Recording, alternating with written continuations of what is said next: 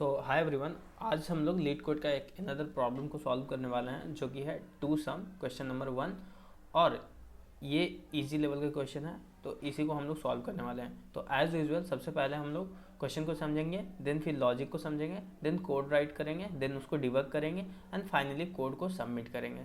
तो सबसे पहले क्वेश्चन को समझते हैं। तो क्वेश्चन में बेसिकली बोल रखा है given an array of integer nums नाम का एक इंटीजर एरे दिया हुआ है एंड इंटीजर टारगेट दिया हुआ है। ठीक है, return indices of two number such that they add up to target. So basically इसको क्वेश्चन को मैं समझाता हूँ। यू एंड नेक्स्ट आगे भी पढ़ते हैं। You may assume that the each input would have exactly one solution. You may not use the same element twice. You can return the answer in any order. तो बस basically मैं इस question को समझाता हूँ। क्वेश्चन क्या बोल रहा है, लेट्स सपोज ये नम्स नाम का एरे दिया हुआ है ना। अब इस नम्स नाम का एरे में से जो भी आपका एलिमेंट है, ठीक है, ऐसे कौन से टू एलिमेंट्स को हम लोग ऐड करेंगे जिस वो तो ऐड करने के बाद जो हमारा टारगेट एलिमेंट उसके इक्वल होगा। तो अगर यहाँ पे देखोगे तो मैं एग्जांपल के तौर पे आपको यहाँ पे दिखाता हूँ। ठीक है, एग्जांपल मैं ले लेता हूँ आपका ये वाला। ठीक है, 3 2 4। तो मेरे पास एक एरे है जो कि है एरे है कुछ इस तरीके से। एक मिनट गाइज, एरे है 3 2 4 और आपका टारगेट दिया हुआ है। इसका टारगेट क्या दिया हुआ है, 6 दिया हुआ। तो ऐसे कौन से एलिमेंट को हम लोग क्या करेंगे, ऐड करेंगे तो हमारा टारगेट के वो इक्वल होगा। तो अगर यहाँ पे देखोगे तो 3 2 को ऐड करेंगे हम लोग, तो टारगेट 3 2 को ऐड करो तो क्या हो जाएगा, 5 आ जाएगा। ठीक है, ठीक उसी प्रकार अगर 3 एंड 4 को ऐड करोगे तो 7 आ जा रहा है। ओके, बट 2 और 4 को अगर ऐड करोगे तो हमारा टारगेट आ जा रहा है 6 आ जा रहा है। तो इस चीज़ को हम लोग कैसे सॉल्व कर सकते हैं उस चीज़ को देखना है। एक और भी एग्जांपल इस तरीके से आप ले सकते हो। रिमेंबर गाइस कि इन लोगों ने ऑलरेडी मेंशन कर रखा है यहाँ पे जो आपका एलिमेंट है वो यूनिक सॉल्यूशन हमेशा। तो कोई भी इस तरीके का एरे आपको नहीं मिलेगा। लेट्स सपोज 3 2 6 3 2 ऐसा करके इस टाइप का एरे नहीं मिलेगा। हमेशा ये एलिमेंट होगा वो यूनिक होगा। ठीक है, तो हमें अभी क्या करना है, उस इंडेक्स को रिटर्न कर देना है। अगर क्वेश्चन को आप देखोगे यहाँ पे तो सिंपली जो भी एलिमेंट को ऐड करने से हमारा टारगेट के इक्वल हो रहा है तो हम लोग क्या कर रहे हैं, उस पर्टिकुलर इंडेक्स को रिटर्न कर दे रहे हैं। और इन्होंने ऑलरेडी बोल रखा है तो हमारा आंसर का जो एरे साइज होगा वो हमेशा 2 ही होगा। ठीक है, क्योंकि 2 एरे को ऐड करके जो नंबर आ रहा है उसका इंडिसेस को रिटर्न कर देना है। तो चलो इसको कैसे सॉल्व कर सकते हैं। ठीक है, तो गाइस सबसे पहला बहुत ही बेसिक सॉल्यूशन, अगर इसमें ब्रूट फोर्स लगाएंगे तो हम लोग इसको इजीली सॉल्व कर सकते हैं। ठीक है, तो ब्रूट फोर्स में मान के चलो यहाँ पे एग्जांपल के तौर पे 3 2 एंड 4 था। ठीक है, और हमारा टारगेट क्या था, टारगेट इक्वल टू 6 था। तो ब्रूट फोर्स टेक्निक में क्या करेंगे, हम लोग 2 लूप चलाएंगे। ठीक है, जो कि 4 इक्वल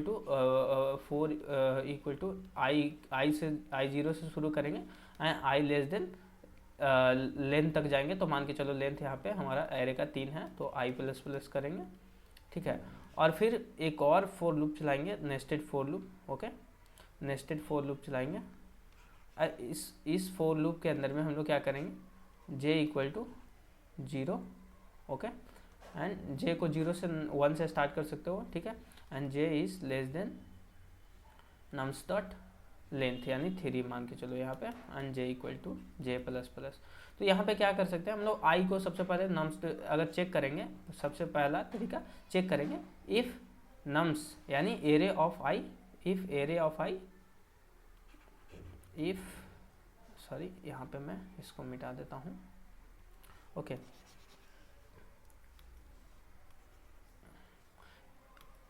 अगर इफ नम्स जो भी हमारा एरे है, ठीक है, तो एग्जांपल के तौर पे मैं यहाँ पे एरे ले लेता हूँ, array of i plus array of j equal to target हमारा हो जाता है। तो हम लोग उस पर्टिकुलर एरे को क्या करेंगे, एक नॉर्मल एरे क्रिएट कर लेंगे। ठीक है, जो कि उस एरे का साइज होगा 2 साइज होगा। तो मैं यहाँ पे एग्जांपल के तौर पे एक आंसर नाम का एरे क्रिएट कर लेता हूँ। इसका साइज जो हमारा होगा 2 होगा। ठीक है, क्योंकि दो वैल्यू को ऐड करने के बाद जो हमारा आंसर टारगेट के इक्वल होगा वही इंडिसेस को रिटर्न कर देना है। ठीक है, तो यहाँ पे बेसिकली हम लोग क्या कर सकते हैं, ये दोनों को आई जे को एरे ऑफ आई में क्या करेंगे, आई को एरे ऑफ 0 पे आई को रिटर्न कर देंगे, आई को ऐड कर आई के इक्वल कर देंगे एंड एरिया ऑफ 1 में क्या कर देंगे हम लोग जे को कर देंगे। तो ये बहुत ही बेसिक सॉल्यूशन है। तो इसका जो टाइम कॉम्प्लेक्सिटी होगा ना वो आपका order of O of N square में होगा। तो ये हमारा, और इसका स्पेस कॉम्प्लेक्सिटी जो होगा वो हमारा ओ ऑफ 1 होगा, क्योंकि ये आंसर नाम का जो एरिया में हम लोग स्टोर करेंगे वो ऑफ 1 में हम लोग कर रहे हैं। तो ये कोई अच्छा सॉल्यूशन नहीं हुआ। तो इस चीज़ को आप कैसे इन्हांस कर सकते हो? इन्हांस करने का मीन्स कि अगर आप time complexity O of N में इसको कैसे आप सॉल्व कर सकते हो। तो गाइज उसके लिए बेसिकली हमें क्या करना पड़ेगा, हमें करना पड़ेगा एक नॉर्मली हैश मैप का यूज़, ठीक है। तो ऑलरेडी हम लोग 2-4 वीडियो में डिस्कस कर चुके हैं। तो यहाँ पे भी हम लोग क्या करेंगे, हैश मैप का यूज़ करके, ठीक है, इस क्वेश्चन को time complexity O of N में हम लोग इसको सॉल्व करने वाले हैं, time complexity O of N में। तो इसको कैसे कर सकते हैं, तो मैं सेम एग्जांपल अभी यहाँ पे एक ले लेता हूँ, ठीक है, जो कि मैंने लिया था, ठीक है, 3, 2, 4, 9, 8, ठीक है, 18, 3 नॉट 3 सॉरी 13 ले लिया, ठीक है। और लेट सपोज कि हमारा टारगेट क्या है, टारगेट इक्वल टू हम यहाँ पे अगर कर देते हैं तो एग्जाम्पल के तौर पे 22 ले लो, ठीक है, टारगेट हमारा 22 है। तो अभी क्या करेंगे ना, हम लोग इसको सॉल्व करने के लिए हैश मैप का इस्तेमाल करेंगे, एक हैश क्रिएट करेंगे, ठीक है। हैश में क्या क्या वैल्यू स्टोर करेंगे, ये हमारा हैश मैप हो जाएगा। तो आपको पता है कि हैश मैप में हम लोग की और उसके करस्पॉन्डिंग वैल्यू को स्टोर करते हैं, ठीक है। तो बेसिकली हम लोग यहाँ पे की जो होने वाला है वो हमारा ईच एलिमेंट हो जाएगा, की हमारा क्या हो जाएगा, ईच एलिमेंट हो जाएगा। एंड जो वैल्यू को स्टोर करेंगे वो हमारा इंडिसेस हो जाएगा, क्योंकि फाइनली हमें इंडिसेस ही चाहिए। तो अब इसको कैसे हम लोग सॉल्व कर सकते हैं, तो just think about it. Let's suppose कि मान के चलो हम लोग इस पर एक नॉर्मल सा फोर लूप चलाएंगे, ठीक है, फोर लूप चलाएंगे। एग्जाम्पल के तौर पर मैं आपको बताता हूँ, आई इक्वल टू 0 से आई इज लेस देन जो नम का साइज होगा, नम्स एरे का साइज होगा, तो एरेस का साइज मैं एग्जांपल के तौर पे ले लेता हूँ ऐसे, और आई प्लस प्लस आई को 1 से इंक्रीमेंट कर देंगे। अब गाइस यहाँ पे हमें क्या करना पड़ेगा, गेम करना पड़ेगा। गेम का मतलब सिंपल है कि लेट सपोज हमारा ith एलिमेंट, या लेट सपोज आई का वैल्यू हमारा 0 है, तो वहाँ पे हमारा एलिमेंट क्या है, आई इक्वल टू 0 पे हमारा एलिमेंट है 3, ठीक है। तो लेट सपोज कि मान के चलो हमें ये पहला पेयर, हमारा पहला एलिमेंट जो आंसर जिससे हमें आएगा वो हमारा 3 होगा, ठीक है, 3 होगा। तो सेकंड एलिमेंट क्या होगा, सिंपल सोचो, सिंपल। लेट सपोज आपका पहला जो टारगेट है उसमें हम लोग अगर 3 ऐड करते हैं, पहला जो एलिमेंट है टारगेट का वो 3 है, तो दूसरा एलिमेंट क्या होगा, सिंपल है, सिंपल सा बेसिक सा सब्ट्रैक्शन है। तो अगर हम लोग टारगेट में से करंट एलिमेंट को अगर माइनस कर देते हैं तो सेकंड एलिमेंट निकल जाएगा। तो मान के चलो हमारा टारगेट यहाँ पे क्या था, टारगेट इक्वल टू 22 में से अगर हमारा करंट एलिमेंट क्या है 3 है, अगर माइनस कर देते हैं तो कितना हो जाएगा, सिंपल सा एकदम लॉजिक है, ठीक है, ये हमारा हो जाएगा 19, ओके। तो अब 19 में क्या करेंगे, 19 को हम लोग क्या करेंगे, चेक करेंगे कि ये क्या इस पर्टिकुलर हैश मैप के अंदर में वो एलिमेंट एग्जिस्ट करता है या नहीं करता है। अगर एग्जिस्ट करता है तो हमारा वही आंसर हो जाएगा, ठीक है, वही इंडिसेस को स्टोर कर लेंगे एक नया एरे के अंदर में और उसको रिटर्न कर देंगे। बट अगर इंडिसेस, अगर वो एलिमेंट ये एलिमेंट अगर हमारा करंट हैश मैप में नहीं है तो क्या करेंगे, तो उस करंट एलिमेंट को हम लोग इस हैश मैप के अंदर में स्टोर कर देंगे, ठीक है। तो अभी हमारा लेट सपोज 3 नहीं है, ये कॉम्बिनेशन मान के चलो 3 का कॉम्बिनेशन 3 से किए तो हमारा जो रिक्वायर्ड एलिमेंट है 19, वो 19 अवेलेबल नहीं है। तो क्या करेंगे, हम लोग 3 को स्टोर कर देंगे, कहाँ पे स्टोर कर देंगे, सिंपल सा स्टोर कर देंगे इस हैश मैप के अंदर में, और उसके इंडेक्स को भी स्टोर कर देंगे। नेक्स्ट गाइज, नेक्स्ट अब मान के चलो यहाँ पे आई इक्वल टू, जब आई इक्वल टू हमारा 0 था, चलो ठीक है।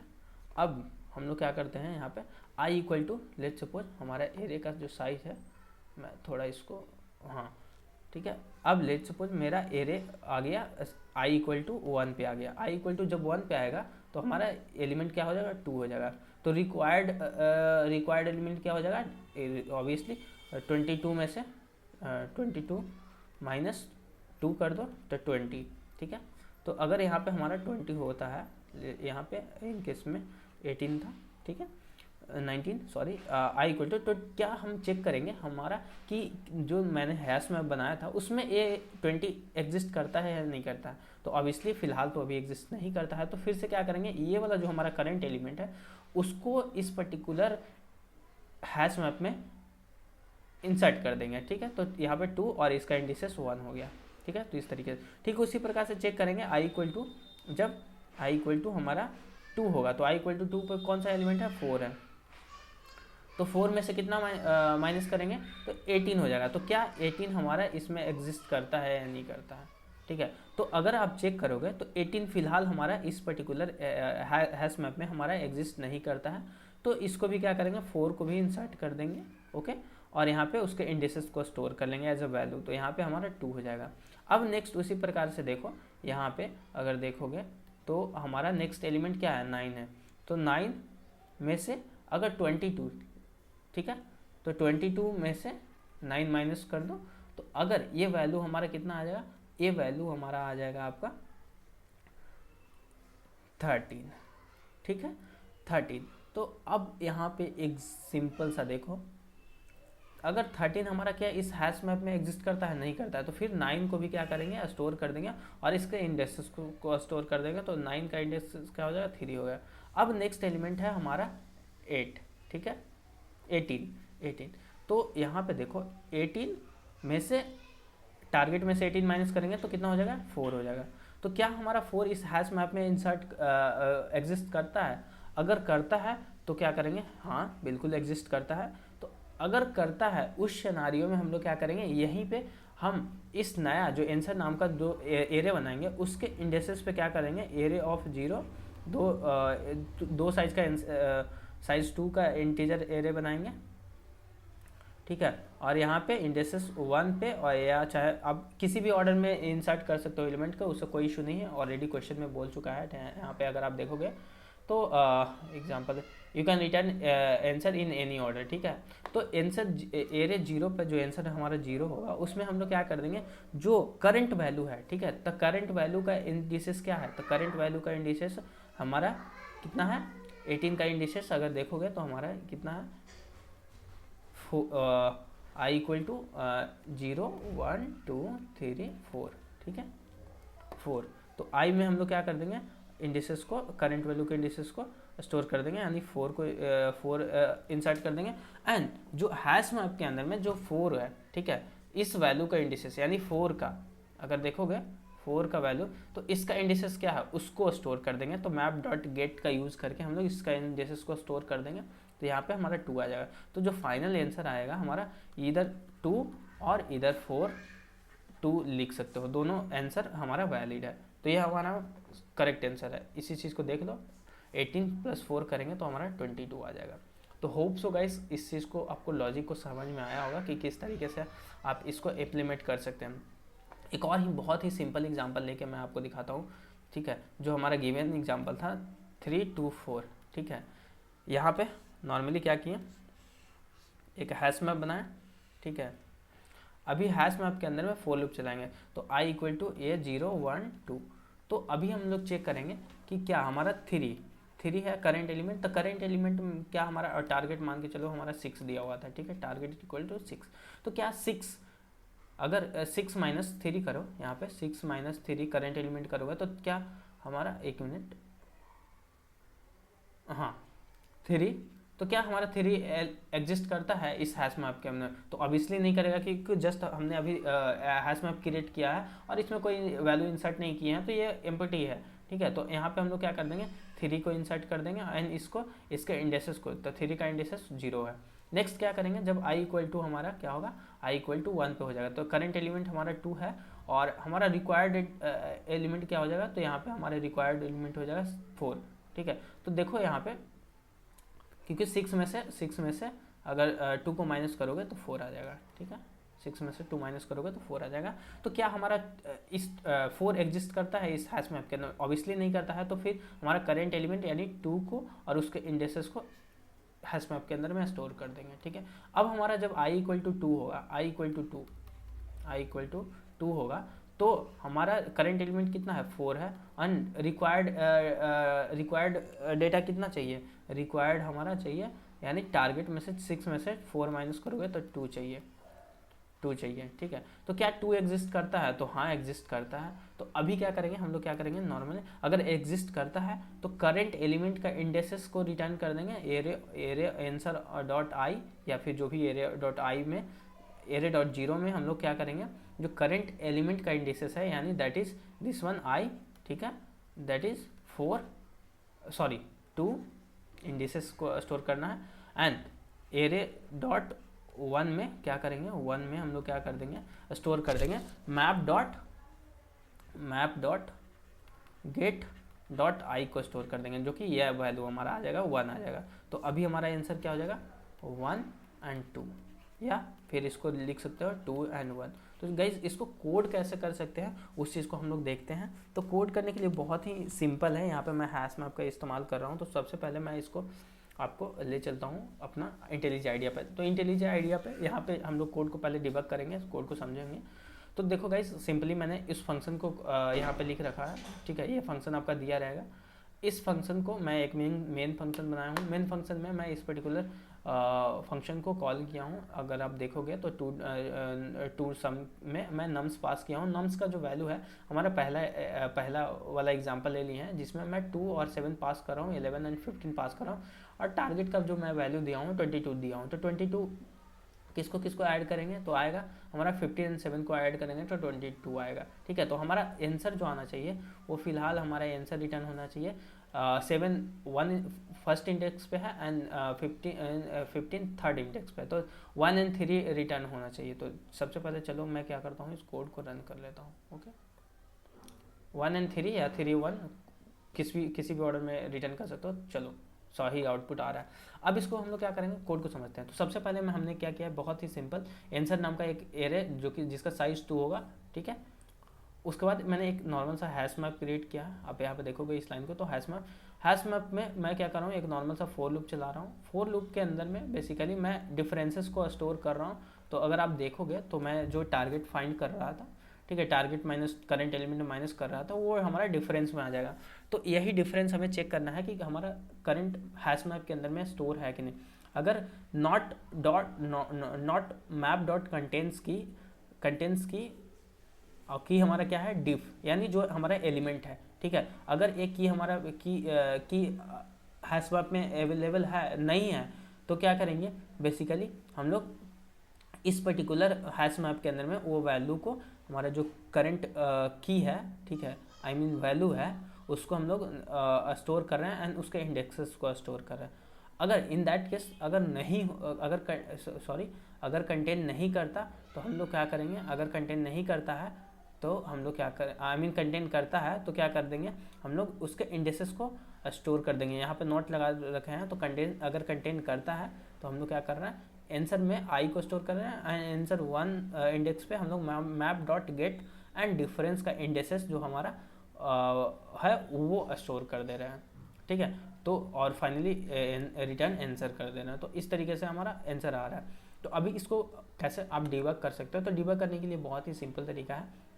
आपको जहाँ पे आपको चेक करना है कंडीशंस, वहाँ पे ब्रेक पॉइंट लगा दो। तो ब्रेक पॉइंट लगाना कोई इतना डिफिकल्ट नहीं है। तो नॉर्मली आप राइट क्लिक करो, यहाँ पे ब्रेक पॉइंट लग जाएगा, ठीक है। यहाँ पे मैं चेक करूँगा और एक और ब्रेक पॉइंट यहाँ पे लगाना चाहूँगा, ठीक है। तो इस तरीके से, ठीक है। और फाइनली एक बार आंसर में मैं लगाना चाहूँगा। तो अभी इसको डिबग मोड में रन करो। डिबग मोड में रन करोगे तो इस तरीके से आपका स्टोर हो जाएगा। तो मैं इसको क्या करता हूँ, हाँ चलो फाइन, होप सो गाइस ये विजिबल होगा आपको। तो फिलहाल देखो आंसर में हमारा आंसर में क्या है, 0 0 स्टोर हो रखा है एंड टारगेट में 22 है। नम्स नाम का जो एरे है जिसमें हमारा 2 7 11 आ रहा है, ठीक है। मैप का अभी जो साइज़ है 0 है, बिकॉज की एक भी डेटा इंसर्ट उसमें नहीं हुआ है। आई का वैल्यू हमारा 0 है एंड डिफरेंस में हमारा फिलहाल 20 आ रहा है, ओके, क्योंकि एक बार एग्जीक्यूट हुआ है, ओके। तो अभी मैं क्या करूँगा, नम्स डॉट आई में हमारा 2 है, नम्स डॉट आई में करंट वैल्यू 2 है, ओके। तो टारगेट में इसलिए 20 आ रहा है क्योंकि नम्स डॉट आई में 2 है और ये माइनस किया है diff equal to target 22 minus num dot I, इसलिए 2 आ रहा है। यहाँ पे आप देख सकते हो। चलो इसको ये कंडीशन क्या बोल रहा है, नॉट, ये कंडीशन ट्रू हो रहा है बिकॉज की कंडीशन ट्रू हो रहा है बिकॉज कि हमारा जो करंट वैल्यू है, ठीक है, करंट वैल्यू है 2, हमारा मैप में एग्जिस्ट नहीं करता है, ठीक है, नहीं करता है, तो ये हमारा एग्जीक्यूट कर जाएगा इसमें, इस पर्टिकुलर नया मैप के अंदर में हमारा दोनों वैल्यू एंड इंडेक्स उसका स्टोर कर लेंगे। तो नेक्स्ट पे एग्जीक्यूट करते हैं। तो गाइस देखो हमारा इस पर्टिकुलर ब्रेक पॉइंट को कैच किया और इसमें हमारा अभी इस लाइन को जैसे एग्जीक्यूट करेंगे हमारा एरे मैप का जो साइज हो जाएगा वो 1 हो जाएगा और उसमें वैल्यू एक इंसर्ट हो जाएगा जो कि 2 होगा।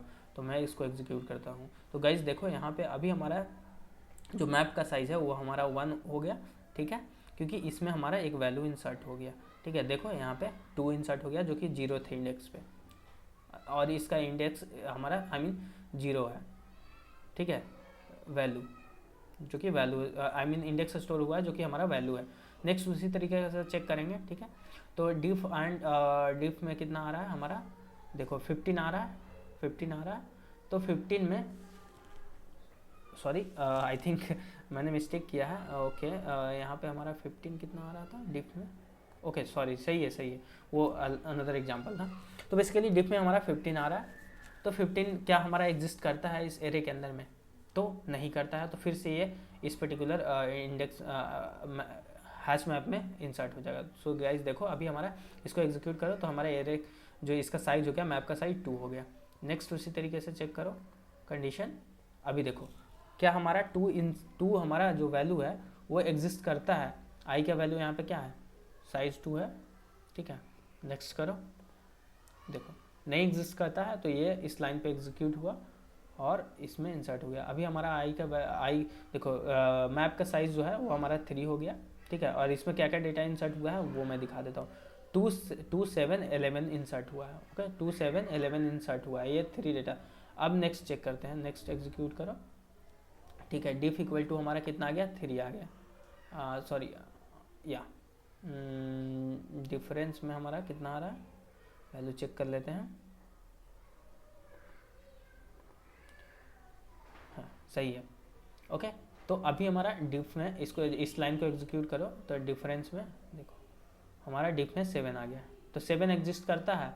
तो अगर पुराना एरे को देखोगे यहाँ पे चेक करोगे नॉट आंसर हमारा मैप के अंदर में, तो 7 एग्जिस्ट करता है। तो ऑब्वियसली या 7 एग्जिस्ट कर रहा है और वो उसका इंडेक्स क्या है, 1 है।